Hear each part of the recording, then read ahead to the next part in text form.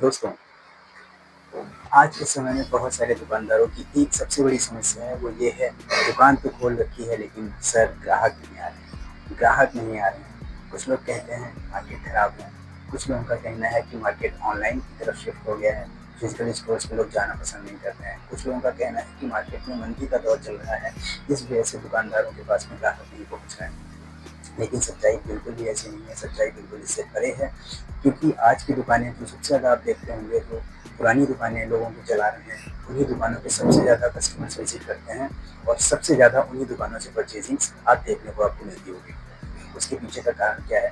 उसके पीछे का कारण दोस्तों ये है कि उन दुकानदारों ने अपने सभी ग्राहकों को जोड़ के रखा हुआ है, बाँध के रखा हुआ है। किसी भी तरीके से उनके पुराने तरीके या उनके जो कस्टमर जुड़े हुए हैं, उनसे इमोशनली अटैच हो गए हैं, या हो सकता है उन कस्टमर्स को जोड़े रखने के लिए उनके पास में कुछ अलग स्ट्रैटेजी होती है। तो उन्हीं स्ट्रैटेजीज़ की आज हम यहाँ पे बात करेंगे। वीडियो को पूरा अंत तक देखिएगा, बिल्कुल भी स्किप मत करिएगा। वीडियो के लास्ट में हम आपको एक ऐसा तरीका बताएँगे जो बिल्कुल यूनिक है, आज तक किसी भी दुकानदार को मैंने वैसा प्रयोग करता हुआ नहीं देखा है। तो दोस्तों जुड़े रहिए मेरे साथ। नमस्कार दोस्तों, मेरा नाम है आशुतोष मिश्रा और आप देख रहे हैं बिज़नेस अड्डा। दोस्तों, आपका व्यवहार भी दुकान पे कस्टमर्स को लाने के लिए एक बहुत बड़ा रोल प्ले करता है। जब भी आप किसी कस्टमर से मिलिए, जब भी कोई कस्टमर आपकी दुकान पे चढ़ता है, आप उसे नमस्कार नमस्कार करिए, मुस्कुरा के मिलिए उसको। एक मैं सबसे अच्छा क्लू आपको देने जा रहा हूँ, सर्विस जो आप अपनी दुकान पे देते हैं, उसको ऑप्शनल नहीं, उसको मैंडेटरी बनाइए। सर्विस से क्या मतलब है, मैं देखता हूँ या आप भी देखते होंगे लोगों की शॉप पे पानी के कंटेनर्स भरे रखे रहते हैं। जिसको प्यास लगती है वो पीता है, अदरवाइज़ वो भरे रखे रहते हैं। कस्टमर इतना समय नहीं है उसके पास में, जब वो आया है आपकी दुकान पे, उसके पास इतना समय नहीं है कि वो आपके दुकान पे पानी ढूँढे। वो उसके माइंड में एक पहले से फिक्स है कि मुझे पानी पी के पहुँचना है वहाँ पे, अदरवाइज़ शायद वहाँ पे पानी ना मिले।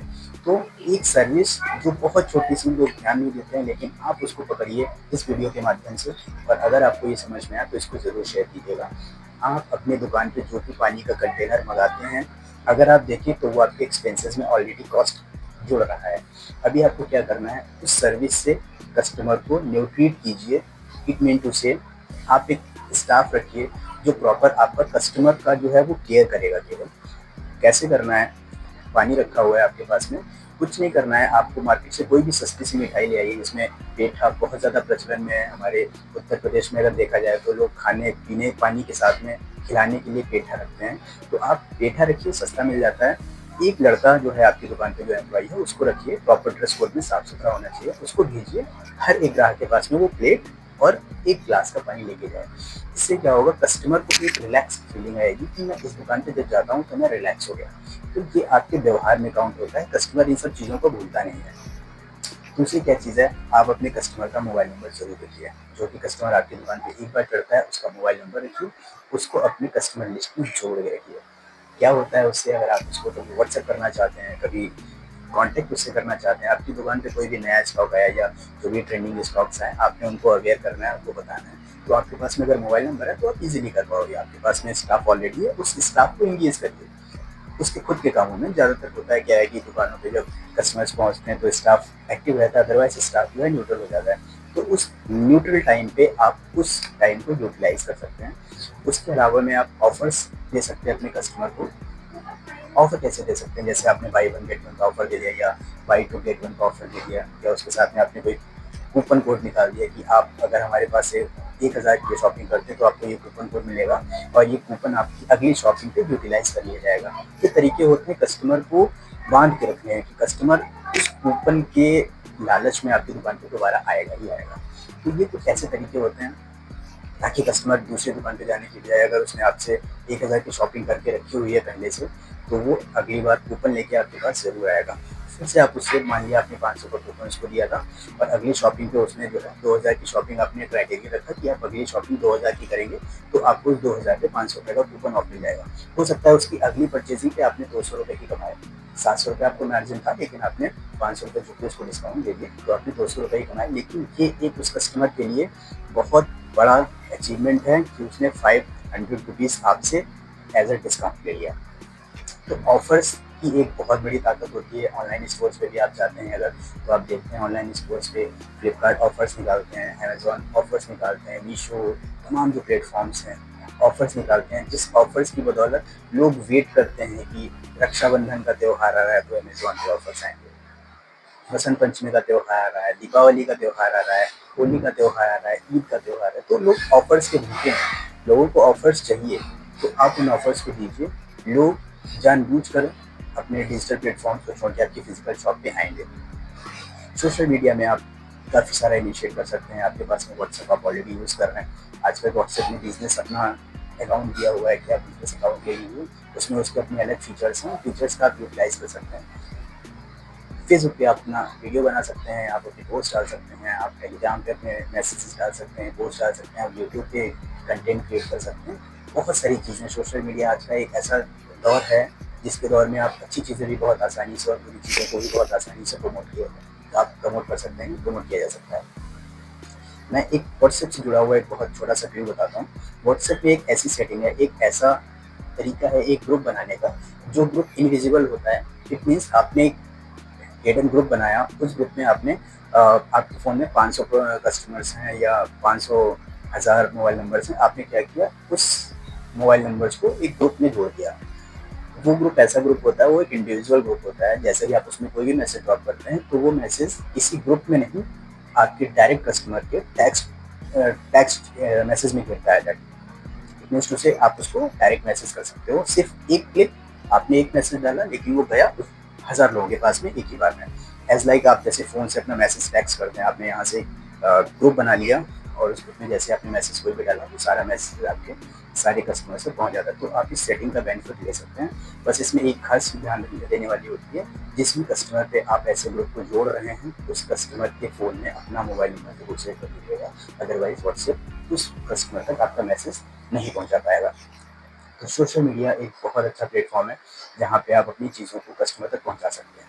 दूसरी सबसे खास बात सोशल मीडिया की, जो सबसे पावरफुल टूल बन सकता है, वो ये होता है जैसे आप कोई ट्रेंडिंग स्टॉक लेके आते हैं या कोई ऐसा गुड्स आया जो आपको लगता है कि मार्केट में इसकी डिमांड बहुत हाई होने वाली है, लोग इसको पसंद करेंगे।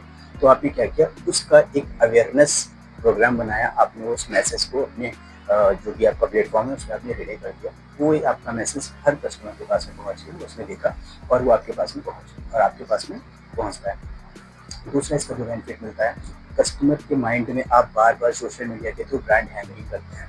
आप अपनी दुकान का नाम रिफ्लेक्ट करते हैं, तो कस्टमर दूसरी दुकान के बारे में सोच ही नहीं पाता है। ब्रांड हैमरिंग का सबसे बड़ा बेनिफिट यही होता है कि आप अपने कस्टमर के माइंड में बार-बार अपनी चीज़ों को ही बता रहे हैं, तो कस्टमर के कदम फिक्स हो जाते हैं कि आपकी ही दुकान पे आके वो रुकेंगे। तो ये दुकान पे चढ़ने की कस्टमर की आदत बनाइए। उस आदत को अगर आपने बना लिया, तो आप बहुत सक्सेस कर पाएँगे।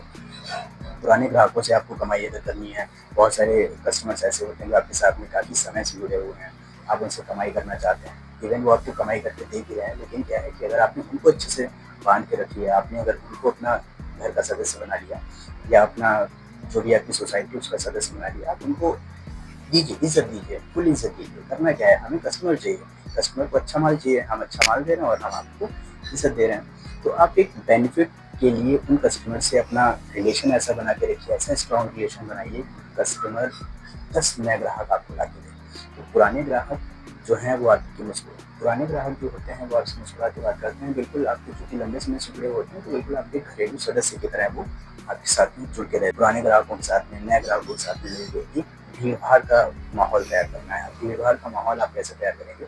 भीड़-भाड़ का माहौल तैयार करने के लिए मैं आपको बहुत छोटा-सा क्लू दूँगा, वीडियो के लास्ट में, वो आप ज़रूर देखिएगा।